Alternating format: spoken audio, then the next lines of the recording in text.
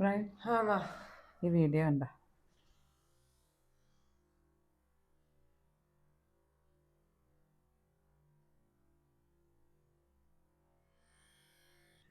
കഷ്ടല്ലേ, പാടുപെട്ട് പണിക്ക് പോകും. ഇഷ്ടപ്പെട്ട് പണിയെടുക്കാൻ പോകുന്നതിന്റെ ഒരു വീഡിയോ അതാണ് മോൻ ഇത് കണ്ട് മനസ്സിലായത്. ഇത് കണ്ടിട്ട് കുറെ മെന്ന് ഇങ്ങനെ കഷ്ടപ്പെട്ട് പണിയെടുത്ത് അവരുടെ ഫാമിലിനെ നോക്കാൻ വേണ്ടി കഷ്ടപ്പെടുമല്ലേ. കുറെ മെൻ മാത്രമല്ല, ജോലിക്ക് പോകുന്ന ഓരോ വ്യക്തികളും അത് എത്ര വലിയ ജോലിയായാലും എത്ര ചെറിയ ജോലിയായാലും ജോലിക്ക് പോകുക എന്ന് വെച്ചാൽ തന്നെ നല്ല കഷ്ടപ്പാടാണ്. അത് നല്ല വിദ്യാഭ്യാസമുള്ള ഇപ്പോൾ ഒരു ജഡ്ജിനെ എടുക്കാം, അവര് പകല് പഠിക്കുകയാണ്. അവർക്ക് റിലാക്സ് ചെയ്യാനൊക്കെ ഉള്ള സമയം വളരെ കുറവാണ്. വേറൊരു സാധാരണ ഇപ്പൊ നമ്മുടെ ഇവിടെ വേസ്റ്റ് കൊണ്ടുപോകാൻ ആൾക്കാർ വരും. ആ ചേട്ടന്മാര് എത്രയോ കഷ്ടപ്പെട്ടാണ് ജോലി ചെയ്യുന്നത്. ഈ ചേട്ടന്മാര് മാത്രമല്ല, സ്ത്രീകളും അതെ. ഓരോ അമ്മമാരും ചിലപ്പോൾ പീരീഡ്സ് ഒക്കെ ആയിട്ടായിരിക്കും ഈ ബസ്സിന്റെ പുറകിലൊക്കെ ബസ് പിടിക്കാനൊക്കെ ഓടുന്നത്.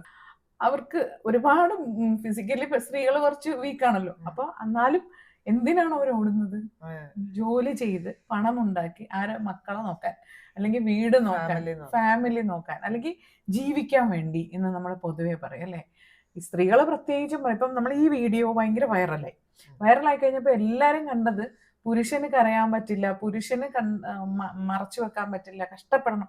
പുരുഷൻ മാത്രമല്ല, ജോലി ചെയ്യുന്ന വീട്ടില് ജോലി ചെയ്യുന്നവരായാലും ഒരുപാട് എഫേർട്ട് എടുക്കുന്നു. അപ്പൊ നിങ്ങളുടെ പ്രായത്തിൽ ഒരുപക്ഷെ ഇതൊന്നും പറഞ്ഞാൽ പോലും മനസ്സിലാവില്ല. നിങ്ങളുടെ പ്രായത്തിൽ ഒന്നും അറിയണ്ട, നമ്മള് വീട്ടുകാരെ നോക്കിക്കോളും, അല്ലെങ്കിൽ അങ്ങനത്തെ കംഫർട്ട് സോണിൽ പഠിക്കണം, അതാണ് നിങ്ങളുടെ ഉത്തരവാദിത്തം. പക്ഷെ അത് കഴിഞ്ഞ് ജീവിതത്തിന്റെ യാഥാർത്ഥ്യം എന്ന് പറഞ്ഞ സാധനമുണ്ട്.